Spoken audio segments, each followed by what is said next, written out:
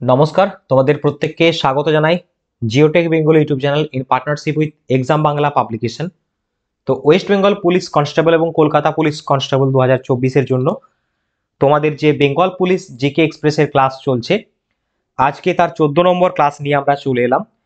তো তোমরা প্রত্যেকেই জানো যে প্রত্যেক দিন সন্ধ্যে 7টার সময় এক্সাম বাংলার যে অফিসিয়াল ইউটিউব চ্যানেল সেখানে এই ক্লাস হয়ে আসছে এবং তোমাদের নতুন সিলেবাস অনুযায়ী ওয়েস্ট বেঙ্গল পুলিশ কনস্টেবল এবং কলকাতা পুলিশ কনস্টেবলের জন্য সেরার সেরা বাছাই করা প্রশ্ন উত্তর নিয়ে তোমাদের ক্লাস হচ্ছে।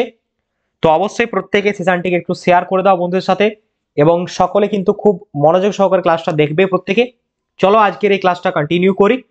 প্রশ্ন কি রয়েছে আমরা দেখব। তোমরা যদি কোশ্চেনের অ্যান্সার জানো অবশ্যই কমেন্ট সেকশনে করার চেষ্টা করবে। ওকে, চলো ফার্স্ট কোশ্চেন কি রয়েছে আমরা দেখব।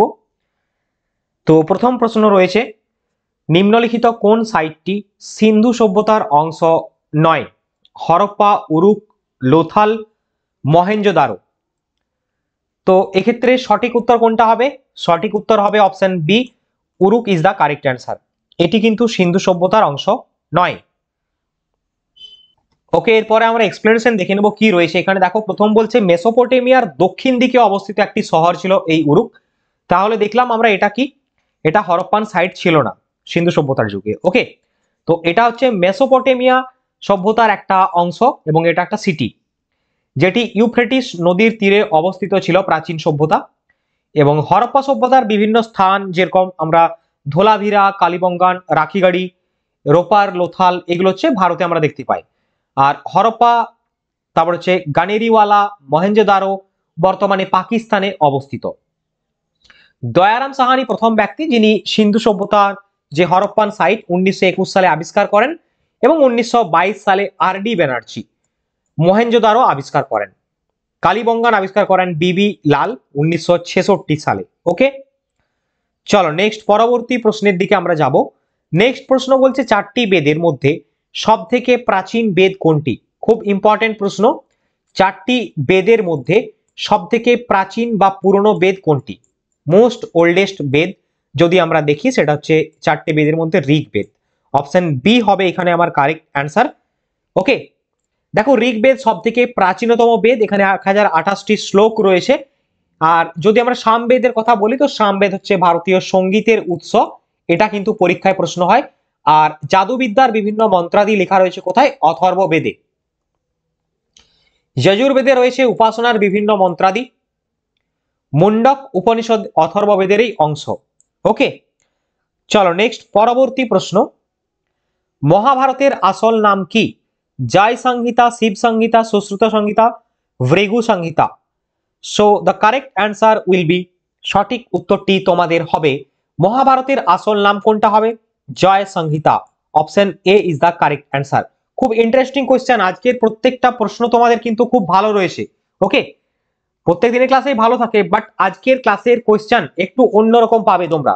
ওকে, তো আশা করছি সেশনটি প্রত্যেকের ভালো লাগছে, তাই তো? দেখো নেক্সট তোমাদের এক্সপ্লেনেশন কি বলছে এখানে।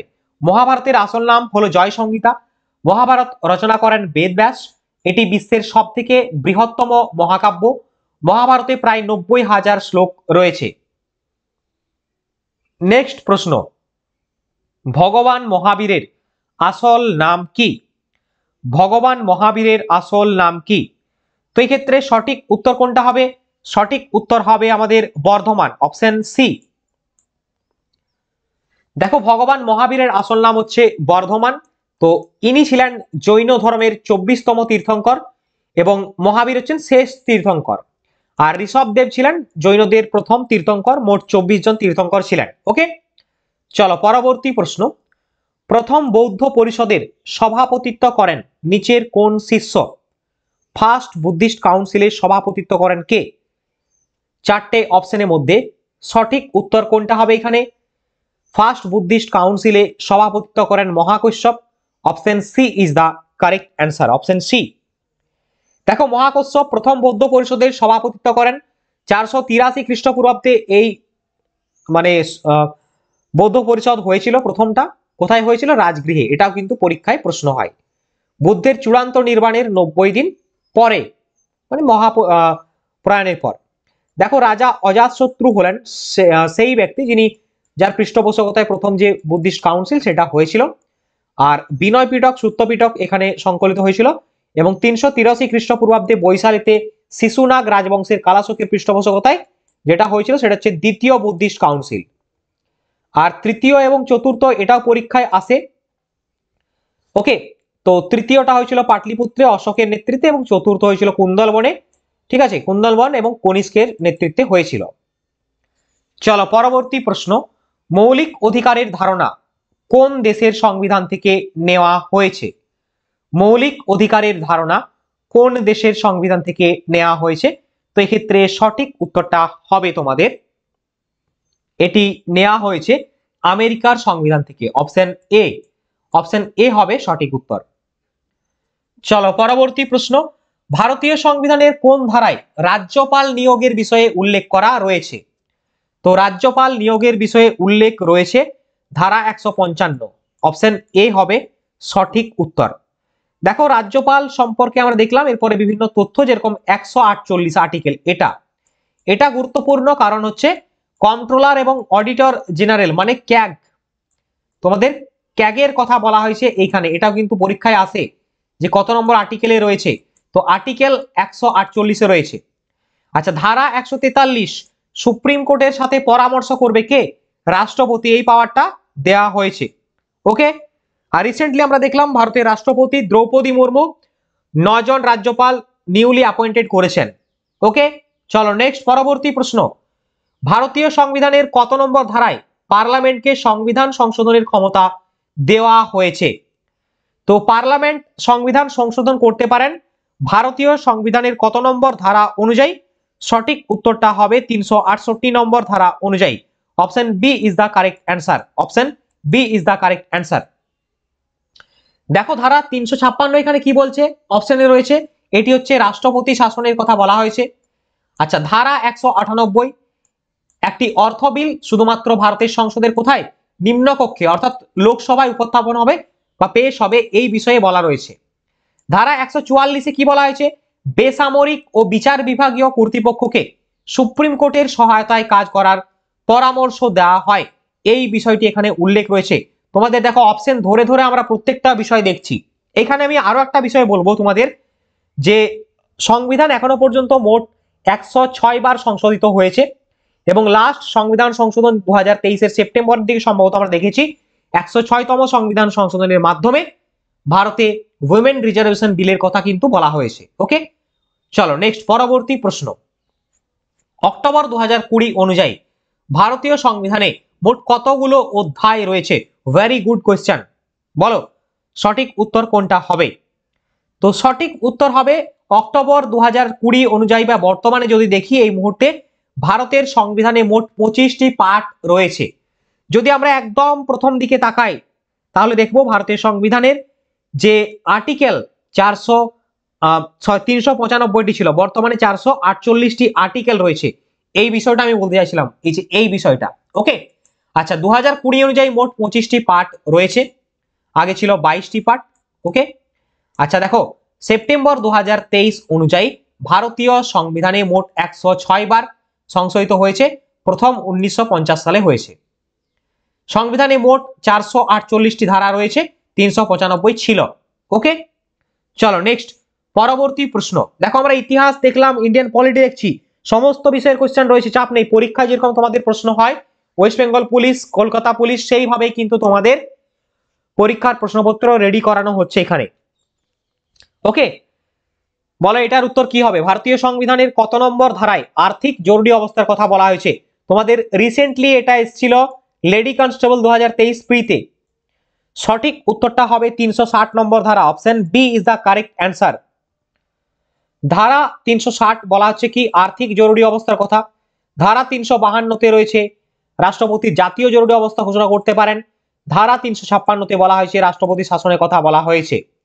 ধারা 160 নির্দিষ্ট কিছু পরিস্থিতিতে গভর্নরের কার্যাবলী সম্পাদন, এই বিষয়ে উল্লেখিত রয়েছে এখানে। ওকে, চলো নেক্সট পরবর্তী প্রশ্ন, সংবিধানের কোন অনুচ্ছেদে প্রাপ্তবয়স্ক ভোটাধিকার স্বীকৃত? প্রাপ্তবয়স্ক ভোটাধিকার স্বীকৃতি দেওয়া হয়েছে ভারতীয় সংবিধানের কোন আর্টিকেলে? তো এটা 326 নম্বর ধারায় রয়েছে, অপশন সি আমাদের সঠিক উত্তর হবে এখানে। দেখো 325, 24, 26 তিনটে আর্টিকেল দিয়েছে এখানে। 324 নম্বর আর্টিকেলটা আমরা প্রথমে দেখব। নির্বাচনের তত্ত্বাবধান, নির্দেশনা এবং নিয়ন্ত্রণ নির্বাচন কমিশনারের হাতে ন্যস্ত রয়েছে। তো যদি আমরা দেখি 324 থেকে 329 নম্বর আর্টিকেলের মধ্যে নির্বাচন বিষয় সংক্রান্ত বিষয়াদি উল্লেখ রয়েছে, যার মধ্যে 324টা আমরা দেখলাম। 325টায় কি বলা হচ্ছে? ধর্ম, জাতি, বর্ণ বা লিঙ্গের ভিত্তিতে কোনো ব্যক্তিকে একটি বিশেষ বা ভোটার তালিকায় অন্তর্ভুক্ত করার জন্য দাবি করার জন্য মানে যাবে না, এই বিষয়ে বলা হচ্ছে, মানে বাদ দেওয়া যাবে না। আচ্ছা, মানে ধর্ম, জাতি, বর্ণ এই ভিত্তিতে কাউকে বাদ দেওয়া যাবে না ভোটার তালিকা অন্তর্ভুক্তির ক্ষেত্রে। আর্টিকেল 326 প্রাপ্তবয়স্ক ভোটাধিকারের ভিত্তিতে জনগণের সংসদ এবং রাজ্যগুলির আইনসভার নির্বাচন করতে হবে। নেক্সট কোয়েশ্চেন, নিম্নলিখিত কোনটি আন্টার্কটিকায় অবস্থিত ভারতীয় গবেষণা কেন্দ্র নয়? তো আন্টার্কটিকায় অবস্থিত ভারতীয় গবেষণা কেন্দ্র নয় কোনটি? দক্ষিণ যমুনেত্রী। এই তিনটে রয়েছে আমাদের, দক্ষিণ গঙ্গোত্রী রয়েছে, ভারতী রয়েছে, সঠিক উত্তর মৈত্রীও রয়েছে, বাট এই ক্ষেত্রে এইটা আমাদের নেই। তো কারেক্ট অ্যান্সার হবে অপশন ডি, যমুনেত্রী। এটা কিন্তু ভারতের গবেষণা কেন্দ্র নয়, কোথায়? আন্টার্কটিকায়। আন্টার্কটিকায় অবস্থিত তিনটি ভারতীয় গবেষণা কেন্দ্র রয়েছে, যার মধ্যে দক্ষিণ গঙ্গোত্রী, ভারতী এবং মৈত্রী। এবং মৈত্রী এবং ভারতী এই মুহূর্তে অপারেশনাল মানে কার্যরত অবস্থায় রয়েছে। ওকে, চলো পরবর্তী প্রশ্ন, নিম্নলিখিত কোনটি সিন্ধু নদীর উপনদী নয়? সিন্ধু নদীর উপনদী কোনটা নয়? বিয়াস, চেনাব, গোমতী, রাভি। বলো সঠিক উত্তর কোনটা হবে এখানে? তো তোমাদের সঠিক উত্তরটি হবে এখানে অপশন সি, গোমতী। কিন্তু আমরা জানি কার উপনদী? গঙ্গার উপনদী। চলো নেক্সট প্রশ্ন, ভারতের পূর্ব থেকে পশ্চিম দিকে প্রবাহিত নদী, মানে যদি আমরা দেখি যে পূর্ব থেকে পশ্চিম দিকে বলছে মানে ওয়েস্টার্ন ফ্লোয়িং রিভার। ওকে, ওয়েস্টার্ন ফ্লোয়িং রিভার। তো এই দিকে ঠিক আছে, ওয়েস্টার্ন ফ্লোয়িং রিভারের মধ্যে কোনটি হবে এখানে? সঠিক উত্তর নর্মদা হয়ে যাবে, অপশন সি। এখানে দাগ নাম্বারগুলো দেওয়া হয়নি, option C is the correct answer. দেখো আমরা যদি নর্মদা নদী সম্পর্কে একটু দেখি, নর্মদা নদী পূর্ব থেকে পশ্চিম দিকে প্রবাহিত হয়ে আরব সাগরে পতিত হয়েছে। মহানদী গোদাবরী, তুঙ্গভদ্রা পশ্চিম থেকে পূর্ব দিকে প্রবাহিত হয়ে এটা বঙ্গোপসাগরে পড়েছে। নর্মদা নদী উৎপত্তি কোথায়? ভারতের মধ্যপ্রদেশ রাজ্য রয়েছে, অনুপপুর জেলার কাছে অমরকন্টক রয়েছে, সেই অমরকন্টক থেকেই উৎপন্ন হয়েছে, এটা কিন্তু খুব ইম্পর্টেন্ট। এই নদীটি রেভা নামে পরিচিত, প্রাচীনকালে এটিকে নর্মদা বা নুরবুদা বলা হতো। নর্মদা নদী গুজরাট এবং মধ্যপ্রদেশের লাইফ লাইন, জীবন রেখা বলা হয়। নর্মদা নদীর মোট উপনদীর সংখ্যা, এটা কিন্তু বিগত বছরে এসছে, টোটাল 41 উপনদী রয়েছে নর্মদার। নর্মদা নদী দীর্ঘতম পশ্চিম প্রবাহিত নদী, এবং নর্মদা নদী বদ্বীপ গঠন করে না, শুধুমাত্র মোহনা তৈরি করে। ঠিক আছে, এস্টুয়ারি তৈরি করে, ডেল্টা তৈরি করে না। আমরা জানি যে ওয়েস্ট ফ্লোয়িং রিভার গুলো কিন্তু ডেল্টা তৈরি করে না। নেক্সট কোয়েশ্চেন, WTO মূলত প্রচার করে, মানে WTOর মেন যে অবজেক্টিভ সেটা কি? তো সেটা হচ্ছে মাল্টিল্যাটারাল যে ট্রেড বা বহু পাক্ষিক যে বাণিজ্য, সেই বিষয়ে হচ্ছে WTO এর কাজ, ওয়ার্ল্ড ট্রেড অর্গানাইজেশন। যদি আমরা ডিটেলসে দেখার চেষ্টা করি বুঝতে পারবো, WTO গ্যাট নামে পরিচিত ছিল, আমরা জানি প্রত্যেকে। 1948 সাল থেকে কার্যকরী হয় 30 অক্টোবর, এবং 1947 সালে এটা এস্টাবলিশ হয়। আচ্ছা, 1947 সালে 23টি দেশ চুক্তিতে স্বাক্ষর করার পর শুল্ক ও বাণিজ্যের উপর সাধারণ চুক্তি অর্থাৎ general agreement on tariff and trade অর্থাৎ গ্যাট শুরু হয়, এবং 1 জানুয়ারি 1995 গ্যাট প্রতিস্থাপিত হয়। WTO মানে WTO গ্যাট হয়ে যায়, WTO হয়ে যায়। ওকে, সদর দপ্তর রয়েছে মানে হেডকোয়ার্টার রয়েছে সুইজারল্যান্ডের জেনেভাতে। নেক্সট প্রশ্ন, মায়োপিয়া আক্রান্ত ব্যক্তির দৃষ্টি সংশোধনের জন্য কোন ধরনের লেন্স প্রয়োজন? তো এই ক্ষেত্রে সঠিক উত্তরটি হবে ডাইভার্জিং লেন্স কিন্তু প্রয়োজন, অপশন সি আমার কারেক্ট অ্যান্সার হবে।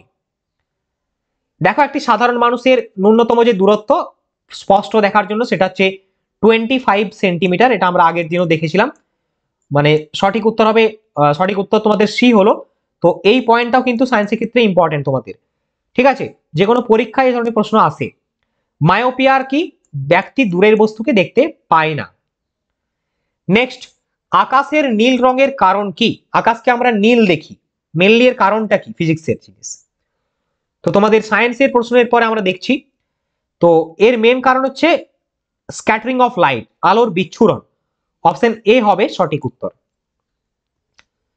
স্ক্যাটারিং কি? স্ক্যাটারিং হলো অন্য কণার সাথে বিভিন্ন যে পার্টিকেলস গুলো রয়েছে কার সাথে লাইটের সংঘর্ষের ফলে কি হবে? কণার গতি বিক্ষেপ হবে, এটাই স্ক্যাটারিং। চলো পরবর্তী প্রশ্ন, কোন তাপমাত্রায় জলের ঘনত্ব সবচেয়ে বেশি? তো জলের ঘনত্ব সব থেকে বেশি হয় 277 kelvin. Option D is the correct answer. আচ্ছা, এইখানে আর একটা বিষয় তোমাদের পরীক্ষায় আসতে পারে, খুব ইম্পর্টেন্ট, লিখে নাও প্রত্যেকে। ক্যালভিন স্কেলে জলের ফ্রিজিং পয়েন্ট কত? 273.15 ক্যালভিন, অথবা 0 ডিগ্রি, অথবা 32 ডিগ্রি ফারেনহাইট। তিনটে স্কেলে কিন্তু আমি মানগুলো দিচ্ছি যাতে তোমাদের বুঝতে সুবিধা হয় এবং পরীক্ষায় যে কোনো ভাবে কিন্তু কোশ্চেন করতে পারে। চলো নেক্সট কোশ্চেন, নিম্নলিখিত কোন লোকনৃত্যটি রাজস্থানের নয়? সঠিক উত্তরটা হবে অপশন এ, লাবনি কিন্তু রাজস্থানের লোকনৃত্য নয়। রাজস্থানে ঘুমার, কালবেলিয়া, গাঙ্গুর এগুলো তো রয়েছে, লাবনি হচ্ছে মহারাষ্ট্রের। এরপরে গুরুত্বপূর্ণ লোকনৃত্যগুলো আমরা দেখব। দেখো, ঘুমার, কালবেলিয়া, গাঙ্গুর এগুলো হচ্ছে রাজস্থানের লোকনৃত্য। লাবনি লোকনৃত্য মহারাষ্ট্রের। অন্ধ্রপ্রদেশের কুচিপুড়ি, কর্ণাটকের রিয়াক্সাগান, গুজরাটের গরবা, মহারাষ্ট্রের লাবনি, কলি, গন্ধল, তামাশা, লেজিম, আসামের বিহু বাগরুম্বা এইগুলো হচ্ছে কিছু গুরুত্বপূর্ণ তোমাদের লোকনৃত্য। ছত্তিশগড়ের গৌর, গোয়ার হচ্ছে ডালু এবং পশ্চিমবঙ্গের গম্ভীরা। ওকে, তো খুব ইম্পর্টেন্ট, প্রত্যেকে ভালোভাবে এগুলো লিখে নাও। কি ক্লাস ভালো লাগছে তো প্রত্যেকের? দেখি একবার কমেন্ট করে জানাও কার কার ভালো লাগছে বলো। আশা করছি ভালো লাগবে সকলে, তাই তো? চলো নেক্সট প্রশ্ন, ভারতের প্রথম সুপারফাস্ট ট্রেন কোনটি? ভারতের প্রথম সুপারফাস্ট ট্রেন কোনটি? ডেকান কুইন, তাই তো? অপশন এ হবে সঠিক উত্তর, ডেকান কুইন। দেখো, ডেকান কুইন 1930 সালের 1 জুন এটি উদ্বোধন করা হয়। ভারতের প্রথম সুপারফাস্ট ট্রেন এটি। ভারতের প্রথম প্যাসেঞ্জার ট্রেন কোনটি? 1853 সালে বোম্বে থেকে থানেতে যেটা চলেছিল 35 কিলোমিটার, সেটা। প্রথম প্যাসেঞ্জার ট্রেনটি চলে বোম্বে থেকে থানে পর্যন্ত। ভারতের প্রথম রেলওয়ে ইউনিভার্সিটি গুজরাটের ভাদোদরায় অবস্থিত। ওকে, চলো নেক্সট কোয়েশ্চেন, ভারতের কোন রাজ্যে প্রথম কমিউনিস্ট সরকার গঠন করা হয়েছিল? তো এটা কেরলে হয়েছিল, CPI. Option B is the correct answer. Next প্রশ্ন, মহাকাশে ভ্রমণকারী প্রথম ভারতীয় কে ছিলেন? সঠিক উত্তরটা হবে চারটে অপশনের মধ্যে Rakesh Sharma. Option D is the correct answer. 1984 সালে রাকেশ শর্মা ভারতের প্রথম ব্যক্তি যিনি স্পেসে পাড়ি দেন। সোভিয়েত রকেট সয়ুজ T-11 নামক প্রথম ব্যক্তি যিনি স্পেসে গিয়েছিলেন তিনি হচ্ছেন ইউরি গ্যাগারিন 1961 সালে। আচ্ছা, চাঁদের মাটিতে প্রথম পা রাখেন কে? নীল আর্মস্ট্রং এবং অল্ড্রিন 1969 সালে, তাই তো? চলো নেক্সট প্রশ্ন, নিম্নলিখিত কোন টেনিস খেলাতে কাদামাটি কোর্ট খেলা হয়? কাদামাটি কোর্টে খেলা হয় মানে ক্লে কোর্ট যেখানটায় খেলা হয়। তো আমরা জানি কি প্রত্যেকে যে অস্ট্রেলিয়ান ওপেন এবং ইউএস ওপেন এই দুটো হার্ড কোর্টে খেলা হয়, তাই তো?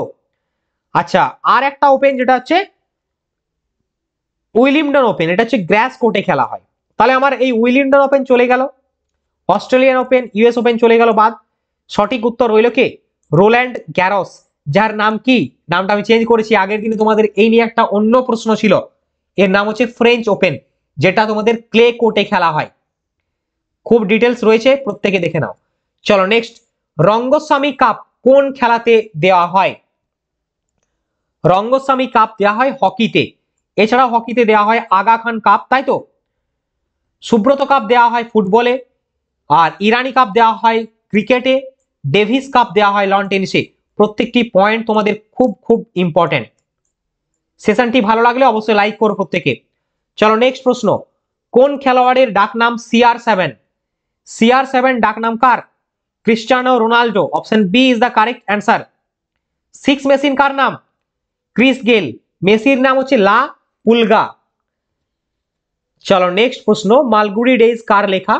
বিখ্যাত একটি বই মালগুড়ি ডেজ, এটা হচ্ছে RK নারায়ণের লেখা। অপশন ডি হবে সঠিক উত্তর। গুরুত্বপূর্ণ কতগুলো বই আমি এখানে দিয়েছি, লিস্টটা প্রত্যেকে দেখে নাও।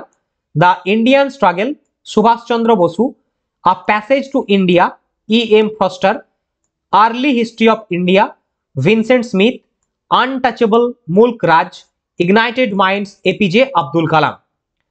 নেক্সট প্রশ্ন, ভারতীয় সিনেমার জনক কাকে বলা হয়? ভারতীয় সিনেমার জনক দাদা সাহেব ফালকে। অপশন সি হবে আমার সঠিক উত্তর। পরবর্তী প্রশ্ন, ইউনাইটেড নেশনসের অষ্টম সেক্রেটারি জেনারেল কে ছিলেন? অষ্টম সেক্রেটারি জেনারেল ছিলেন বান কি মুন। অপশন সি হবে আমার সঠিক উত্তর। 2007 থেকে 16 পর্যন্ত ছিলেন ইনি। দক্ষিণ কোরিয়ার নাগরিক বান কি মুন ইউএস এর ইউনাইটেড নেশনসের অষ্টম সেক্রেটারি জেনারেল। ওকে, চলো পরবর্তী প্রশ্ন, সম্প্রতি শেখ হাসিনা প্রধানমন্ত্রী পদ থেকে ইস্তফা দিয়েছেন, তো ইনি কোন দেশের প্রধানমন্ত্রী? দেখো আস্তে আস্তে আমরা সমস্ত প্রশ্ন দেখলাম, ইতিহাস, পলিটি, ইকোনমি, ভূগোল, স্ট্যাটিক জিকে, এরপরে কারেন্ট অ্যাফেয়ার্স, সায়েন্সেরও দেখলাম, ঠিক যেভাবে ডাব্লিউপি কেপি কোশ্চেন করে সেই রকম। তো এই ক্ষেত্রে সঠিক উত্তর হবে শেখ হাসিনা বাংলাদেশের প্রধানমন্ত্রী পদ থেকে সম্প্রতি ইস্তফা দিয়েছেন। নেক্সট প্রশ্ন, প্রতি বছর হিরোশিমা দিবস পালন করা হয় 6ই আগস্ট এবং 9ই আগস্ট পালন করা হয় নাগাসাকি দিবস। চলো পরবর্তী প্রশ্ন, travel and tourism development index 2024-এ ভারতের র্যাঙ্ক কত? চারটে অপশনের মধ্যে সঠিক উত্তরটি হবে আমাদের অপশন সি। তো ভারতের ট্রাভেল এবং ট্যুরিজম ডেভেলপমেন্ট ইন্ডেক্সের র্যাঙ্ক হচ্ছে 39। তো এই ছিল আজকের ক্লাসের গুরুত্বপূর্ণ প্রশ্নোত্তর, আশা করছি সকলে ভালো লেগেছে। ছোট্ট একটা আপডেট তোমাদের দিয়ে দিই, যারা ওয়েস্ট বেঙ্গল পুলিশ এবং কলকাতা পুলিশের প্রিপারেশন নিচ্ছ তাদের জন্য ইতিমধ্যে এক্সাম বাংলা পাবলিকেশনের গুরুত্বপূর্ণ 3টে বই রয়েছে, যার মধ্যে একটি হচ্ছে কনস্টেবল এবং এসআই ওয়েস্ট বেঙ্গল পুলিশের জন্য বলছি 2-in-1 সাজেশন বুক। এই বইটি তোমাদের এক্সামের সিলেবাস অনুযায়ী হুবহু কমনযোগ্যভাবে রচিত, যেটি তোমাদের আপকামিং যে এক্সাম হবে ওয়েস্ট বেঙ্গল পুলিশের কনস্টেবল এবং এসআই সেই ক্ষেত্রে প্রস্তুতির জন্য তোমাদের অবশ্যই হেল্প করবে। একদম সুন্দরভাবে সমস্ত বিষয়কে কভার করানো হয়েছে। পাশাপাশি তোমরা নতুন সিলেবাস অনুযায়ী ওয়েস্ট বেঙ্গল পুলিশ কনস্টেবলের জন্য অ্যাডভান্স মক ফাইটার নামে এই বইটি পেয়ে যাবে এক্সাম বাংলা পাবলিকেশনের পক্ষ থেকে। এবং রিসেন্টলি লঞ্চ হয়েছে কলকাতা পুলিশের জন্য প্রিলিমসের প্র্যাকটিস সেট, যেটি তোমরা এই 3টা বই অ্যামাজন, ফ্লিপকার্ট বা যে কোনো নিকটবর্তী বুক স্টলে অ্যাভেলেবেল থাকবে এবং সেখান থেকে তোমরা সংগ্রহ করতে পারবে।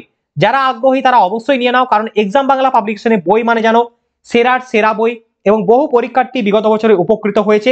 আপকামিং এক্সামেও কিন্তু তোমরা খুব উপকৃত হবে, এবং স্টুডেন্টরা যে ফিডব্যাক দেয় তার বা সেই ভিত্তিতেই তোমাদেরকে বলা যে এই বইগুলি তোমাদের খুব খুব হেল্প করবে। ওকে, এরপর নেবে কি না সেটা তোমার ব্যাপার অবশ্যই। চলো নেক্সট দেখা হচ্ছে তোমাদের সাথে আজকের এই ক্লাসে এতটাই, পরবর্তী ক্লাসে দেখা হবে। সকলে ভালো থেকো, ক্লাসটা কেমন লাগলো জানিও। বন্দে মাতরম, জয় হিন্দ।